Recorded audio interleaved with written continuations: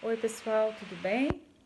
Bom, estamos aqui então, né, na nossa segunda rodada de postagens. E antes de iniciar, o que a gente tem para falar sobre a nossa matéria, a gente precisa fazer um combinado.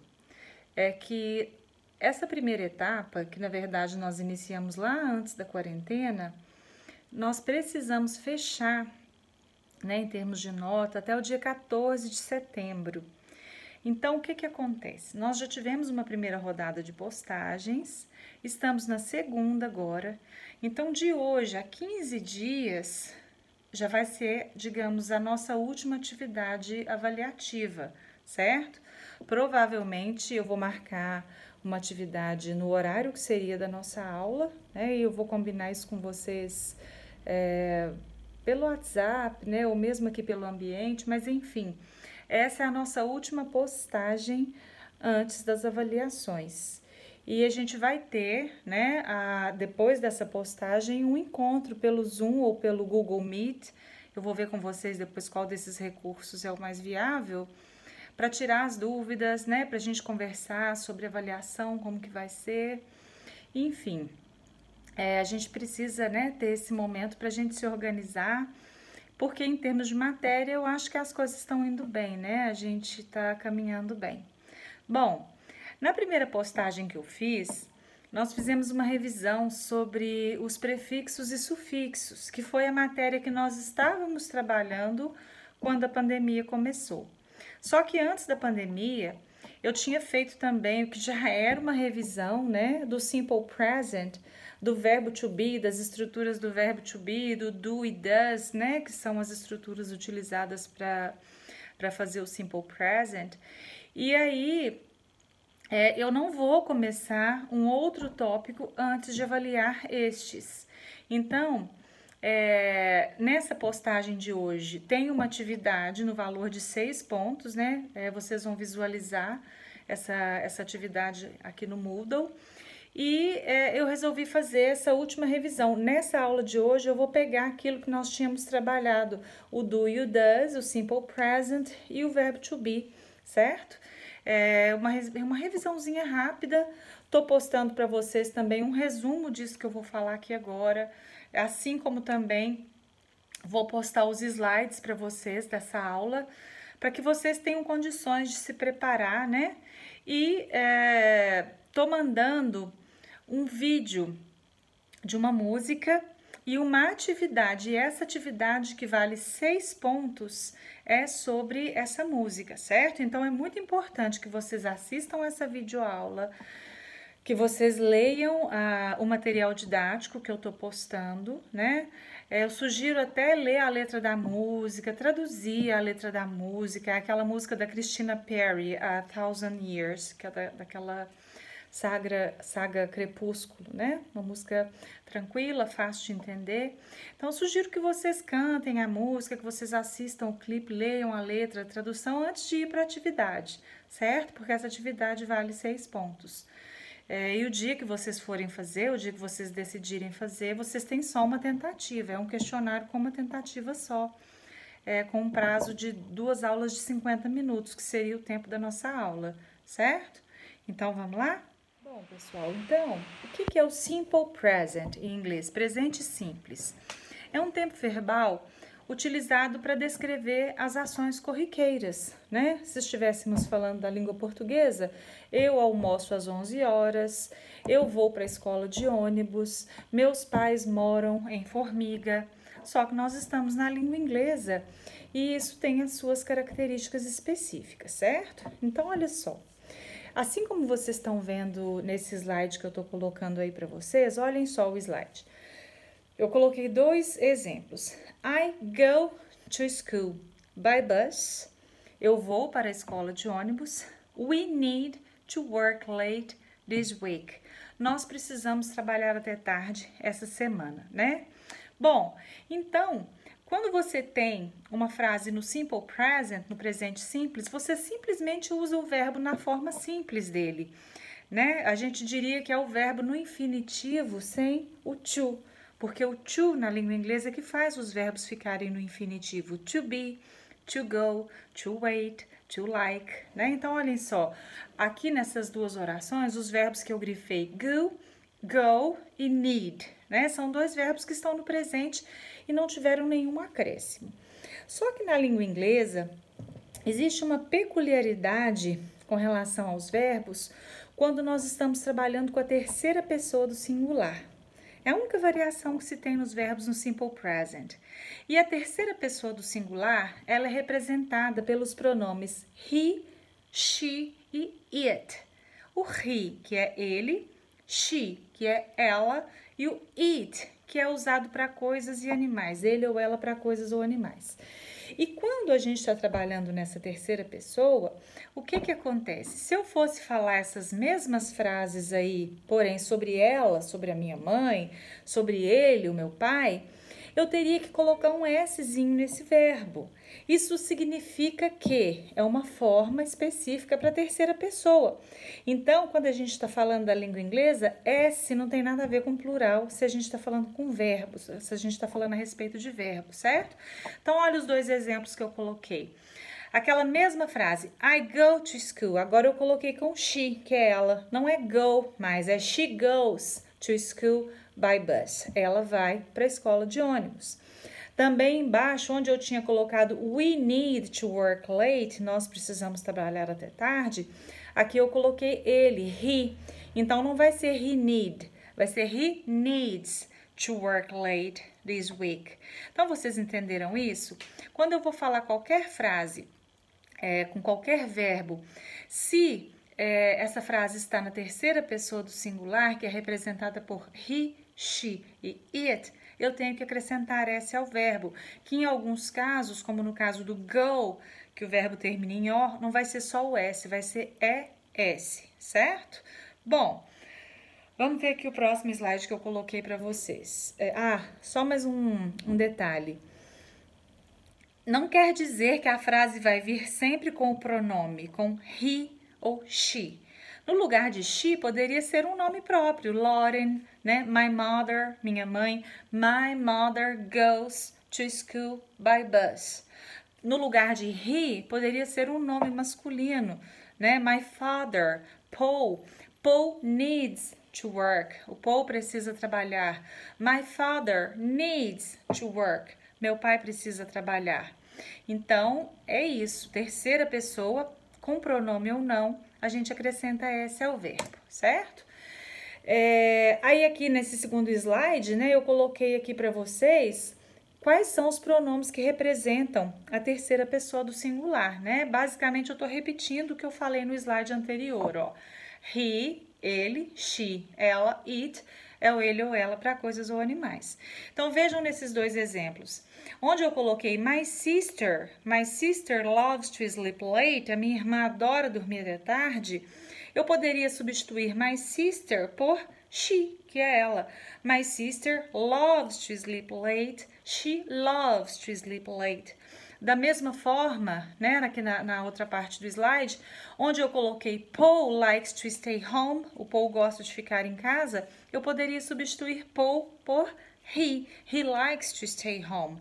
Então, não importa se o pronome tá um nome próprio, né, um substantivo como my father, my mother, ou um pronome. Se ele tá na terceira pessoa, você vai colocar S no verbo, certo?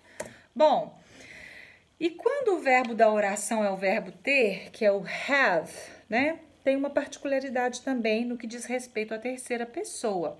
Olhem só. I have a dog. Eu tenho um cachorro. She has a dog. Ela tem um cachorro. My parents have 2 cats. Meus pais têm 2 gatos. My father has 2 cats. Meu pai tem 2 gatos. Porque o verbo ter, que originalmente é have, quando ele é usado na terceira pessoa, e quando eu digo, eu repito, terceira pessoa, he, she, it, terceira pessoa do singular. Então, quando eu uso o have na terceira pessoa do singular, o verbo vai se transformar em has, certo?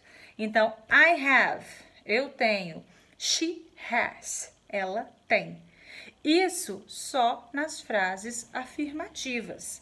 Porque como vocês estão vendo aí no slide, quando eu tenho frases negativas ou interrogativas, a forma do verbo ter, que é o have, não vai ser alterada. Olha só. Então, olhem só. Aqui na primeira frase eu usei o do, certo? Porque não tá na terceira pessoa. Do you have? Você tem um cachorro? I don't have. Eu não tenho. Então, quando eu coloquei aí em vermelhinho, does she have a dog? She doesn't have a dog. Ela tem um cachorro? Ela não tem um cachorro. Então, quando eu faço uma pergunta utilizando o does, certo? Então, quando eu faço uma pergunta na terceira pessoa do singular, ou quando eu faço uma oração negativa na terceira pessoa do singular, eu não preciso mudar a forma do have, que é o verbo ter, tá certo? Não preciso mudar. Então, eu só vou transformar have em has nas orações afirmativas. Bom, e sempre tem aquela dúvida, João, aquele do, don't, does, doesn't, eu nunca sei quando usar, me confundo toda. Então, é muito simples também.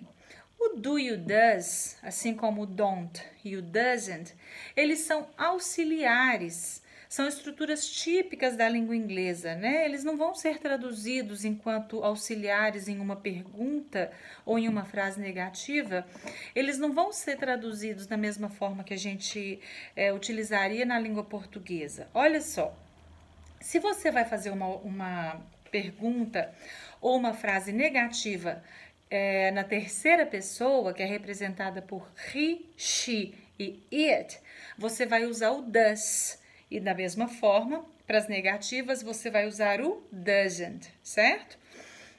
E se você vai quer fazer uma pergunta ou uma frase negativa cujo o sujeito não esteja na terceira pessoa, quando ele for representado por I, que sou eu, we, que somos nós, you, que é você ou vocês, e they, que é eles ou elas, você vai usar o do para as perguntas e o don't para as frases negativas. Então, olha os exemplos que eu coloquei aí.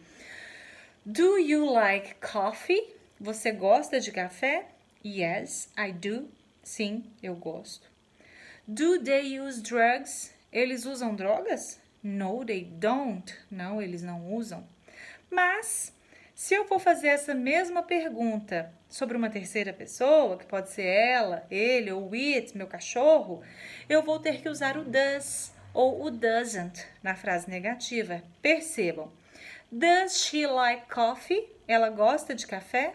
Yes, she does. Does he use drugs? No, he doesn't. Não, ele não usa. Depois, olha aqui embaixo, eu coloquei também os exemplos das orações negativas. I don't drink beer. Eu não bebo cerveja. Se eu estiver falando essa mesma frase da minha mãe, é she doesn't drink beer, certo? We don't play basketball. Nós não jogamos basquete. Se eu estiver falando sobre o meu irmão, não vai ser he don't, vai ser he doesn't. Então, vejam esse resuminho que eu coloquei aí. Quando eu estiver, então, trabalhando com I, we, you e they, que é a primeira e segunda pessoa, eu não preciso colocar S no verbo, aí eu coloquei o verbo gostar, que é like, representando. O have não sofre alteração, em nenhuma das formas, nem na afirmativa, negativa, nem na interrogativa. Você usa do para fazer perguntas e don't para as orações negativas. Mas se você está trabalhando com a terceira pessoa, então você vai ter a terceira pessoa representada por he, she e it. Você tem que colocar S no verbo likes nas orações afirmativas. O verbo ter também nas afirmativas, ao invés de have, vai ser has. Você usa does para fazer perguntas e você usa doesn't para fazer as orações negativas, certo? Bom, eu até coloquei lá no final umas frases para vocês treinarem. No final da folha do material didático, né, que eu fiz uma apostilinha lá com o resumo disso que eu estou explicando aqui. Lá no final tem umas frases para vocês treinarem traduzindo, tá? Para você entender um pouquinho mais, praticar um pouquinho mais essa questão do do e does. Bom, agora vamos rever assim bem brevemente as estruturas do verbo to be. Porque tem muita gente que chega aqui no ensino médio, como eu já falei com vocês em aula, né? E fala que a professora da quinta série, da sexta série, da sétima e da oitava só ensinava verbo to be. Não é verdade? Essa frase é muito repetida em sala de aula. Só que aí é um fenômeno, né? Porque a professora ensinou verbo to be na quinta, sexta, sétima e oitava e vocês chegaram no ensino médio. Não todos, é claro, mas sem saber o verbo to be. Então, olhem só. O verbo to be, ele corresponde aos verbos ser e estar. Mas como é que eu vou saber, Joelma, se ele está correspondendo ao verbo ser ou ao verbo estar? Depende do contexto. Você sempre tem que traduzir uma oração, um verbo, um adjetivo, sempre em função do contexto, porque ele pode fazer alterações nessa tradução, nesse significado dessa palavra. Então, olhem só. I am your teacher. Eu sou sua professora. Então, aí ele foi usado como verbo ser, certo? Agora, olha na outra frase. I am in my classroom. Eu estou na minha sala de aula. Então, é o próprio contexto que me ajudou a traduzir como verbo ser ou como verbo estar. E aí, eu coloquei aqui embaixo, nesse mesmo slide, um resuminho das formas do verbo to be, que são só 3. Coisa mais simples do mundo. Am, is e are, certo? As 3 formazinhas do verbo to be são essas. Am, is e are. O am é exclusivo do I, que sou eu, né? A primeira pessoa. I am, eu sou, eu estou. A forma para a terceira pessoa, que é o he, she e it, é is. E aí, nesse caso, vocês podem associar is a singular. Toda vez que você tiver que escrever uma frase em inglês, onde você tenha que falar que algo é ou algo está e essa frase esteja no singular, você vai usar is. E para você trabalhar com we, que é nós, you, que é você ou vocês, também dependendo do contexto, ou they, que é eles ou elas, a forma do verbo to be é are, certo? Ah, Jovem, então eu posso falar que is é singular e are é plural? Pode, com uma vírgula. Por quê? Como you pode ser você ou vocês, o are, ele é a única forma do verbo to be utilizada com you. Então, o are, se o you estiver no singular, ele não pode ser considerado plural. Explicando, se eu digo, you are crazy, você é doido, né? Então, nesse caso, o are está no singular, you are crazy, você é maluco, você é doido. Mas se eu olho para todos vocês na sala de aula e digo, olhando para todo mundo, you are very intelligent students. Vocês são alunos muito inteligentes. Então, you are, neste caso, era plural, certo? Então, olha, you are my friend, você é meu amigo. You are my friends, vocês são meus amigos. Só mudou o plural no substantivo, tá certo? Então, é isso muito simples. As formas do verbo to be são am, is e are. Am, exclusivo do I. Is, singular. He, she, it. E o are, ele é plural, mas quando ele tiver com o you, pode ser singular ou plural. Ou seja, o are é a forma do verbo to be utilizada para o we, you e they, certo?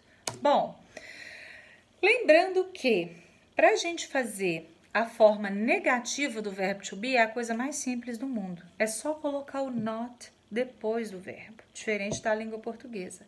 Porque em português, se eu digo eu sou, a negativa é eu não sou. O não vem antes do verbo. No inglês, não.